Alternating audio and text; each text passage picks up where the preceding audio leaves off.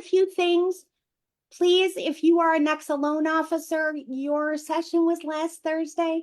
That was your opportunity to ask all your questions and get your expertise. So today is dedicated to our realtor partners. So if you do have any questions, reach out to me or myself, and we'll get the answer for you. If you're a loan officer, if you're a realtor, fire away with those questions. We welcome them. Please don't forget, we do offer free marketing material. You can get with your next loan officer, log in, and we can get those to you pretty much instantaneously. So that's one of the perks of coming to these sessions. Also, if you have a question, feel free to use the Q&A. And then at the end of the session, we'll also leave it open for you to just raise your hand and ask your question live. Sometimes it's easier to understand if we're talking it out. So, did I miss anything, Mia? None so far. You're all good to go, Karen. Awesome. Oh, one more thing. Next week, since we do in observance of Juneteenth, we will not be holding a Realtors Unplugged. I know everybody's super sad about that. Me too. But we will come back the following week. So stay tuned for that information. And with that being said, and me being out of breath, Chris, I'm going to give the floor to you. Thank you and welcome. Hey, thank you so much for the invitation. I'm excited about the opportunity to be here. I'd like to thank all of the NEXA partners, the real estate agents that are on the call today. Give you a little bit of history about who I am and why I ended up on this call. I'm Chris Stanton. I'm the president of MLB Wholesale. We're one of the strategic partners working with NEXA. I've been a mortgage originator for more than 40 years. In addition to what I do here as the president and one of the owners of MLB, I also do coaching and training for real estate agents and mortgage professionals, some of the top people throughout the country. I have about 3,000 members that I coach on an annual basis. I am actively involved in the coaching. I work with realtors daily on kind of assessing where they're at in their business, finding out where they want to get to, and then we work on the steps that they need to put in place in order to bridge the gap from where they are to where they want to be. Same thing when we're working with the loan officers. As a loan originator, I've closed more than 10,000 of my own loans. Oh my I goodness. have built for myself a tribe of about 150 people when I was originating loans, and those 150 people have generated a 20 to 30% return for me every single year. Same thing with the real estate partners that I have. So we're going to spend a little bit of time on that specific topic in and of itself to show you what the real true value is of building, people call it a database. A database is just a list of names and numbers, maybe kind of email addresses, things like that. What I'm talking about is building a database, or something I call a tribe, of 150 people. And the difference is those 150 people that are in that tribe, when you're looking to build that group, you may have a few hundred or a few thousand people in your current database. When you're marketing to people that really don't know you, it's just a total different perspective and different methods that you need in order to do that. So what we're thinking about doing is, in order to set up that 150 people, what you want to do is you want to look at those people in your database, start alphabetical. And when you're going through it, if you see a name in there like, Ann Adams, when you start with the A's, when you see that name, if there's not something specific that you can remember about Ann Adams, you probably don't want to put her in your list of 150 people.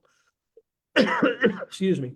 The reason why is, if you look at that name and don't remember anything about her, it's probably the same thing for her when she sees your name. Right. Excuse me. You could have sold her a house, 5 years ago.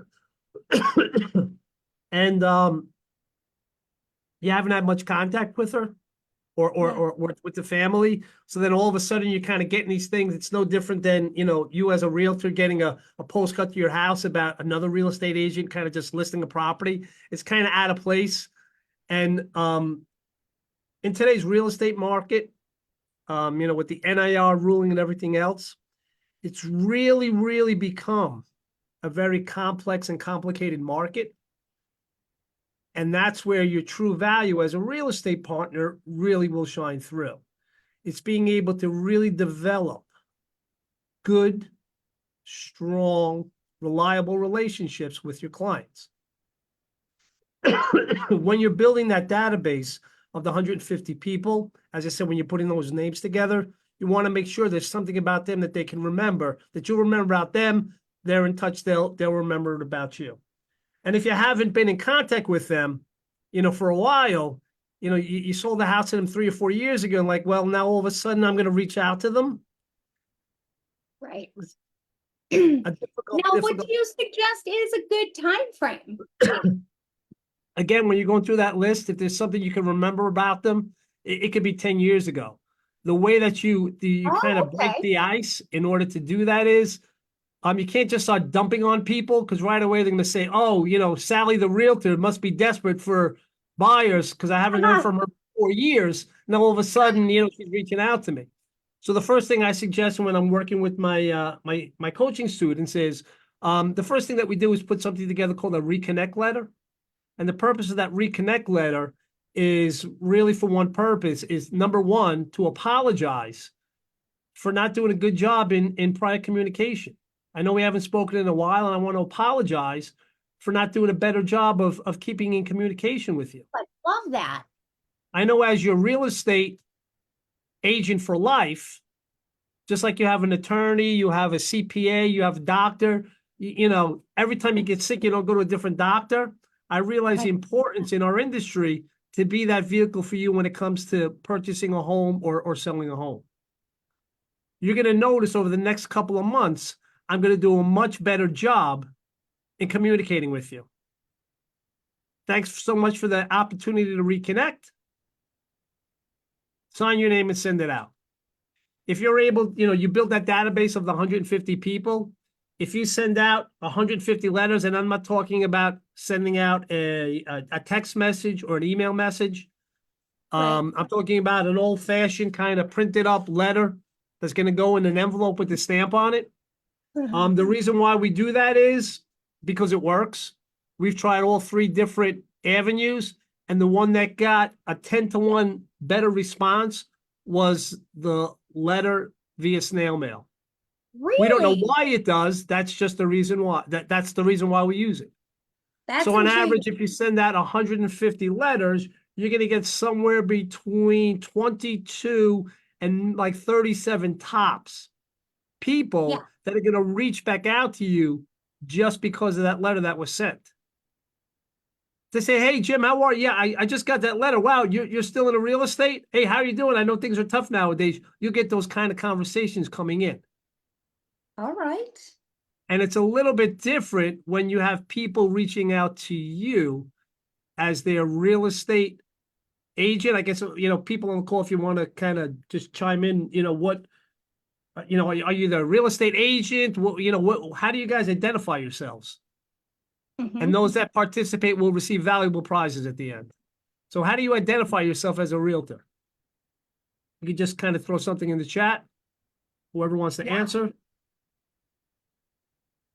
Let's see.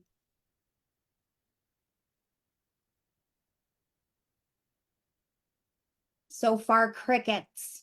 Okay, so Don't identify. yeah, how do you identify yourself as a real estate agent? Like, am I the real estate agent? Am I the real estate consultant? Where are you coming from? They Gotcha. added the question. They added their answers in the question and answer form. Yeah, it looks like we have a couple loan officers in here, and they're identifying. Oh, you're a realtor, said Okay, Joy. great. We got one answer that's good enough to get me to my next section. So, everybody wants, I'm a qualified realtor. I'm your realtor. A terminology that kind of seems to work better is to become their friend in the real estate business. And see if you can attach yourself to that brand. Oh, okay. This way, when that past client that you helped comes in contact with somebody else that's thinking about buying a home or refinancing it, Does it sound better to say, hey, I have a friend in the real estate business that can help you? Or, oh, I have a realtor you can work with. Oh, I like that. Everybody wants a friend in the business that can help them and guide them. That's about relationship. Right. And with all the AI and all the technology, there's one thing in our business, whether it's mortgage or real estate, technology can never replace the relationship. No, When somebody's that's looking to purchase a home, that decision gets made not from here, the head. It gets made from here, either the heart, the gut. It's based upon emotion. It's not based upon a rational decision. I like it. I like the neighborhood. I could see my kids playing in the backyard. That's what they make the decision on. So our number You know one goal that's going to help us carry us to the next level is going to be working on developing relationships and maintaining those relationships in order to continuously grow our tribe of 150 people. And as their friend in the real estate business and as a member of your tribe, when somebody in that tribe needs something, who are they going to go to? Somebody else in the tribe? Are they going to Yeah. go to a different tribe? They're going to go to the tribal leader. And that's not only when it comes to real estate, that's going to be to whatever it is that they need. And for you to set yourself up as that tribal leader, as their friend in the real estate business, will separate you from everybody else. It's going to absolutely. elevate you to Exclusivity. relationship. And relationship is an emotional thing. It's not something that happens in your head.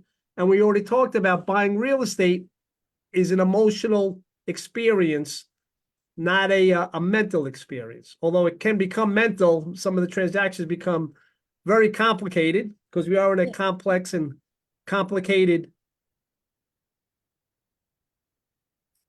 cycle right now. And those are two great words to be able to interweave into your conversations that you're having with your clients. You know, with this NAR ruling, and they're looking to do away with commissions and cut commissions and things like that. People ask you, how is the real estate market right now? What kind of response can we get? How is Yeah. the real estate? How do our real estate agents respond to that? I like that. And I also like, when's the right time to buy a home? We come across that a lot too. When's the right time to buy a home is a great question. And the way I would address that answer, it all depends. Because there's never a great, it's individual circumstance. So what I can do is I can meet with you for maybe 20, 25 minutes. We'll sit down. I'm going to ask you some really good thought-provoking questions.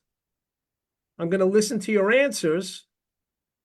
And then you're going to get really good advice so you can be crystal clear on if it's the right time for you to purchase a house. So I'm going to meet with you. It's about 20, 25 minutes. I'm going to ask you some really good thought-provoking questions. I'm going to listen to your answers. You're going to get really good advice so you can make really good decisions. This way you can be crystal clear on if it's the right time for you to buy that house. So that client that's meeting with the realtor, who are they going to get really good advice from? Yeah, they're definitely going to come to the people that they can trust. And if you've already built that friend relationship, like Right. you were saying previously, of course they're going to come to you. So that realtor who did that initial consultation with them, Mm-hmm. it's assumed that that's who they're going to get the good advice from. So when you're using your dialogue, you say to them, we're going to meet, you're going to get really good advice. Did I say I'm going to give you good advice? No. No. I put it out there, you're going to get really good advice. And part of NLP, which is neuro linguistic programming, your brain can't think anything other than Chris is going to give me really good advice. So now your client already has in their mindset that I'm going to get good advice. Because it's not the best time for everybody to buy a house. Right. And if anybody tells you it's the best time, I consider that like real estate malpractice. In order for you to figure out if it's the best time, we need to meet and go through this. And experience has shown me, my experience has shown me this is the best way to find out if it's the right time and if it's a good time for you to buy a house. I love that. It opens up the opportunity to have that one-to-one. To have that one-to-one conversation. And again, it separates you from everybody else based upon how you're communicating. Absolutely. It looks like Z, in answer to your previous question, real estate is an exciting journey. That's a good perspective for sure. It's very exciting.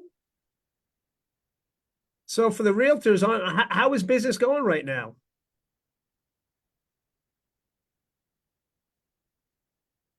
I feel How is quite. business? That's a big question that real estate agents get asked all the time. Hey, how's business? Let's see, do we have anyone? Oh. Hey, Mia, can you go through the Q&A and get rid of the questions we've already answered? Sure thing. I think we can send Z? one of Just- our realtors here. Okay. Busy. A lot of my So realtors don't want to answer that, honestly. That's okay. They one answer is good enough, and that's okay.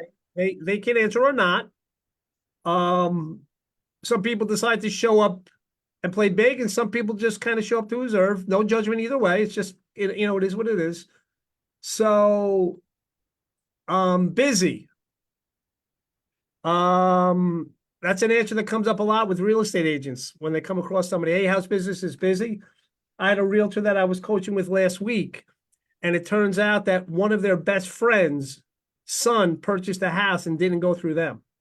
Oh, And the reason why was, and when she found out, she was like, did I ever do something like, what's the story? And the friend said to her, listen, every time I asked you how business was, you were always telling me you were so busy. I didn't know if you had time to be able to help my son. And he was a first-time home buyer and he was very nervous, so I didn't think that you were really going to be able to help him because it's busy, busy, busy, busy. oh So my the goodness. words that were used in that situation kind of put a damper in that realtor's like, I can't believe I said that. So we kind of met on our coaching call and we talked about, how can we change that from busy? What we came up with was something that sounds like business is going well. And it's important for me to let you know, I always have time to help the people you care about. I love that. Again, it's a game changer. It opens up. I mean, you just saying that, I felt all warm and fuzzy. And Mhm. really, that's the key, is keeping them warm and fuzzy. That's what my team does for our loan officers. We reach out, we tap into that emotional side of things and take down those trust barriers. And they never leave after that. If you can accomplish that, they'll stay with you till the bitter end. Right. You want to be their real estate consultant for life. Yes. Now, when we say that, what do we mean?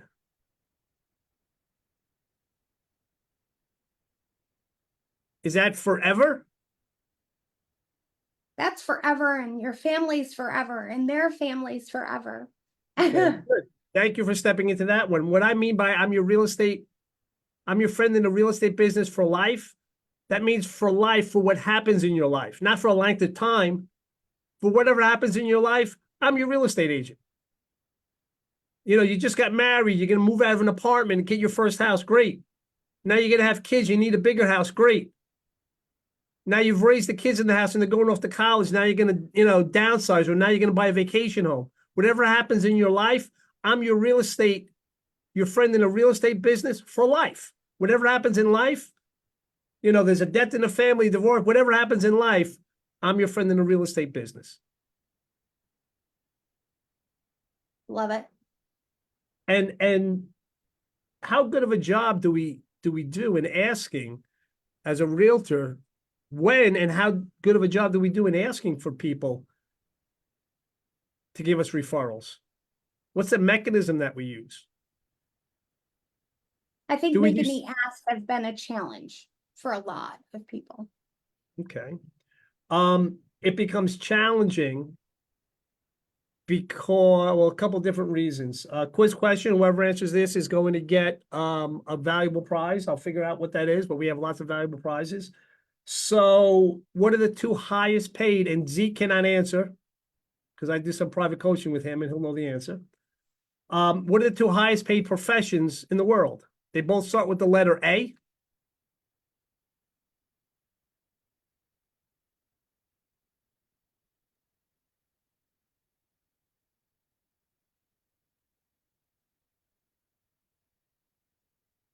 We're Okay, getting some answers. we're getting some answers. We'll give it another minute. Attorney, okay. Oh, Janet must have been on one of my calls before because she got them right. Athlete and actor. They're the two highest paid professions in the world. And the reason why they're the highest paid professions in the world is, unlike us in the real estate and mortgage business, when the athlete isn't out on the field or the court or the turf, what is he doing? He's in the gym practicing. When an actor isn't in front of the camera, what is he doing? Rehearsing, practicing.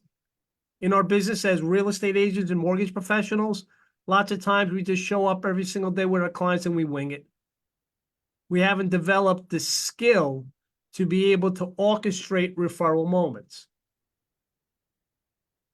You know, lots of times we work on the hope system for referrals. I hope I did a good job for these people so they're going to send me somebody when the transaction is done. One of the best ways to ask for referrals, I assume some of our realtors do surveys for their clients.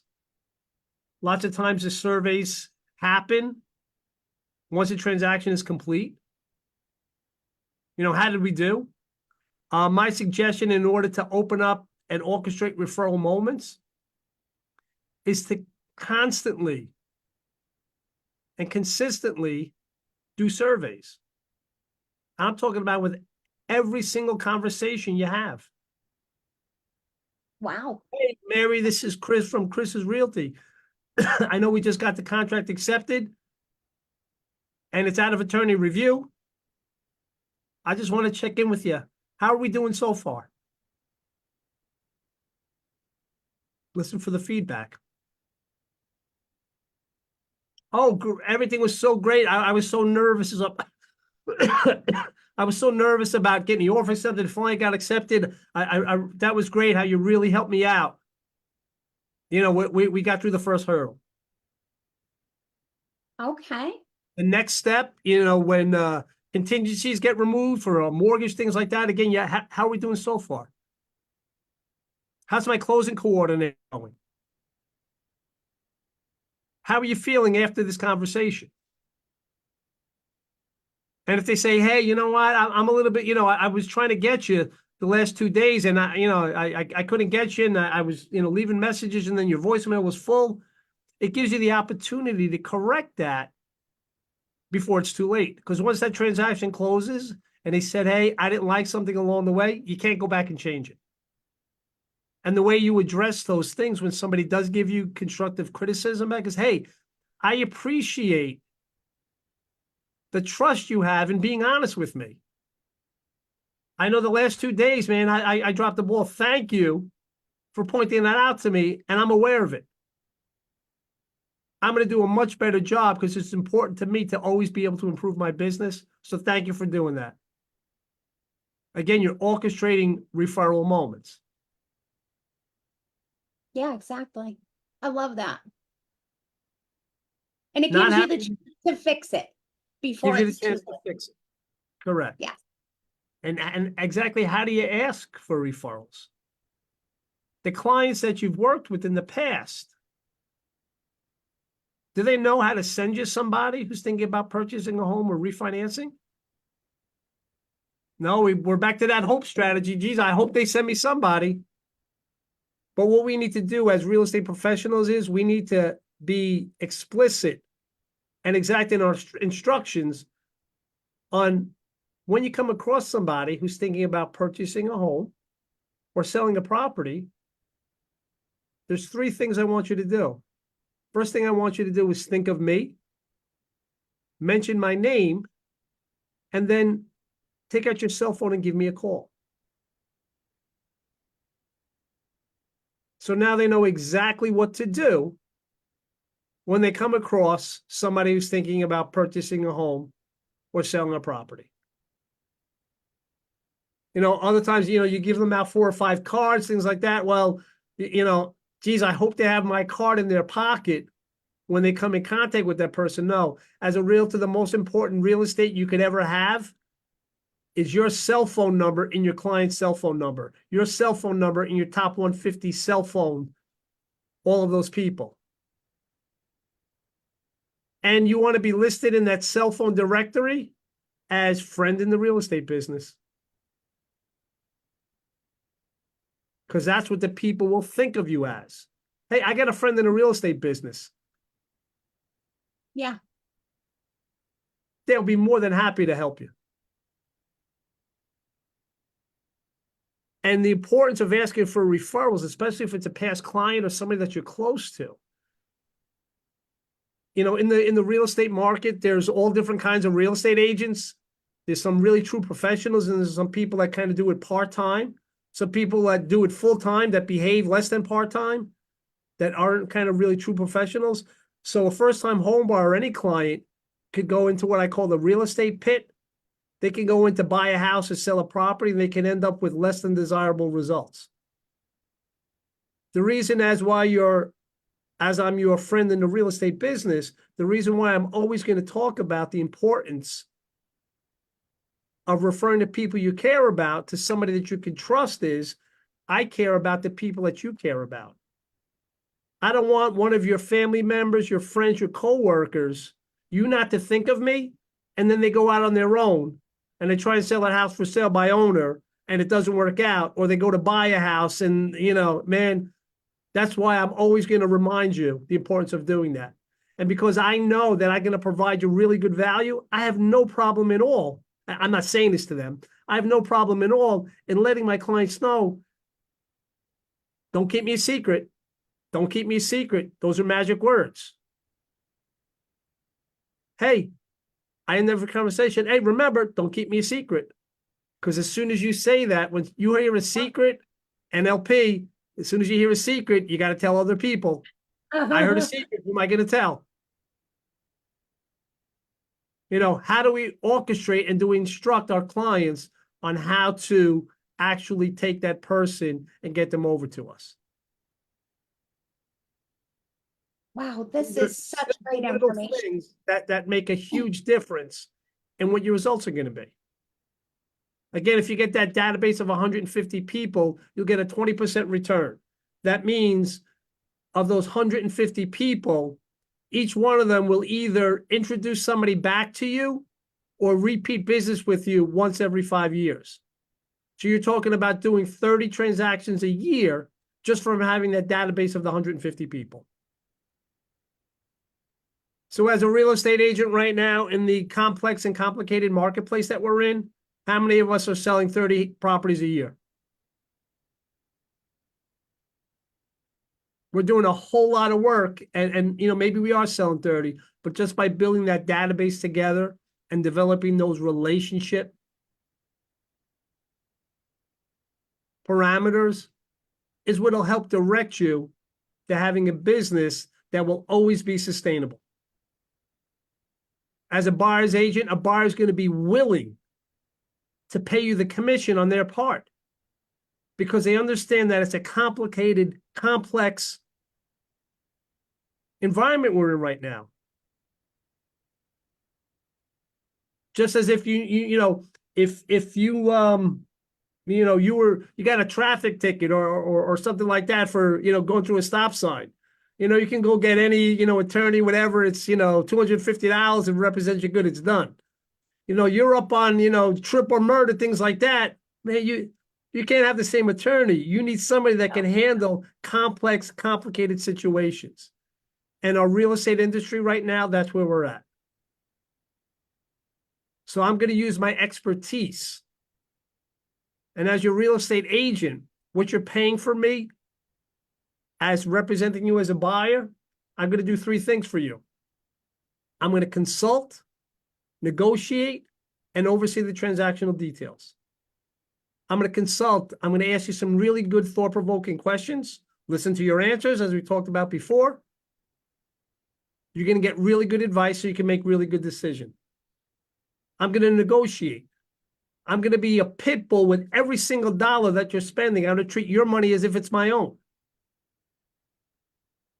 And oversee the transactional details. Whenever you buy a house or sell a house, there's almost 20 different industries that are involved in doing that, from home inspectors to insurance companies to moving to title company to mortgage brokers to the mortgage lender to appraisers, and so on and so forth. Somebody needs to oversee that, make sure every I is dotted and every T is crossed. Absolutely. That's what, as your realtor, that's what you're paying me to do. Yeah, Again, I can't even simple little mention the things. amount of people who have first decided to sell by them, FISBO, and Mhm. in the middle of it said, I give up. This is crazy. This is a crazy world. And only then did they hire a realtor. And it was gladly that they hired a realtor. Again, it's important. Yes. And to, why pick you? No matter where you are in the country, no matter what company you represent, Mm-hmm. everybody has pretty much the same marketing access, the same multiple listing services. Not that commissions are fixed, but the commissions are kind of pretty much the same, from brokerage to brokerage. So why would somebody pick you over somebody else? Could you imagine what it would be like to walk into a listing presentation and be able to let that seller know, I have 150 people in my tribe that are local to the area. As soon as we get this house listed, this information is going to go out to all those 150 people. That's I'm in powerful. contact with these people a couple of times a month. And I'm confident they're going to help us do a really good job in finding a buyer for your property. They're all local. That is That's definitely what I want to powerful. work with. That's a tool I want to have in my arsenal. And again, especially as things, commission pressures get put on and things like that, it's a way to differentiate yourself, because the realtors that are not going to be affected are the ones that really provide the value to their clients on the listing side, as well as, the required buyer agency agreements right now. It's going to be a huge, huge, huge difference in the industry. Absolutely. Well, with that being said, we are at 10:34. I just want to give one last chance to our realtors to ask any questions that they may have for Chris. This has been jam-packed with great information. I'm trying not to look away and write notes. This has been incredible. That's all right. We have the whole thing recorded. I'm going to put my email address in there. If there's anybody on the call, whether it's a realtor or a loan officer, if you kind of have some other questions or kind of want some additional guidance, things like that, all the things that we do for our NEXA, there's such a valuable partner to us. And anybody that NEXA cares about, all of the things that I do for you, I'm not looking to get you enrolled in a membership or anything else. This is what I do. In appreciation of what our relationship is with NEXA and their fantastic team and all the just top-notch loan officers that they have. This is something that, we'll extend to anybody who reaches out to us. Chris, thank you so much for all of this. We truly appreciate all the time that you've spent with us. It looks like people are saying thank you as well. Hey, you guys would help me if I needed your help, wouldn't you? Oh, I would. That's my last tidbit. When you have a client that you go out of your way and help them, don't ever tell them, hey, no problem, I do it all the time. The language for that is, you'd help me if I needed your help. That gives you permission down the road to reach out to that client, says, hey, I could use your help. I have 2 clients that are looking to purchase a home in this area. Do you know anybody who's thinking about selling? All right, very good. Thanks so much for the invite. Make it a great day. Wow. Love it. Thank you so much, Chris. Thank you to everybody who attended today. And you will find a recording of this on our Facebook, NEXA Mortgage. And you'll also see it on some of our loan officers' pages. It's going to be shareable, so get the word out. This was incredible. Thank you so much, everybody. Have a great day.